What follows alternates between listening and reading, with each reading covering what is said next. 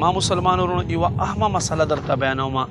لوی اختر چونکې را روان دی، د لوی اختر په ورځې باندې زمونږ ډېر خلک وایي یاره ما نن روجه ده، زه نن خوراک نه کوم، روجه مې ده او د اختر په غوښې به روجه ماتم. یاد وساتئ دې ته روجه نه وایي، دا 4 ورځې د لوی اختر او یوه ورځ د کم اختر د وړکوټي اختر دا روجه نیسل منع دي، مکروه دي. په دې ورځې به روجه نه نیسئ. دا د نبي پاک صلی الله علیه و آله وسلم سنت طریقه دا دی. کم اختر کې به نبي علیه السلام اختر مونځ نه مخکې خوراک کولو چې اختر مونځ ته بتلو، او په لوی اختر کې به نبي پاک صلی الله علیه و آله وسلم اختر مونځ نه بعد خوراک کولو.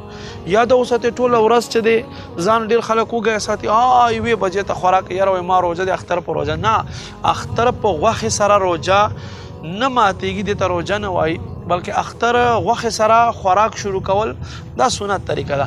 او که دا نه وي نو په سنت بیا هم عمل وشو، اختر مونځ نه بعده خوراک وکړه. ویډیو سره شیر کړئ چې څوک هم داسې پاته نه شي او دې مسلې نه ځان خبر کړي. شکریه.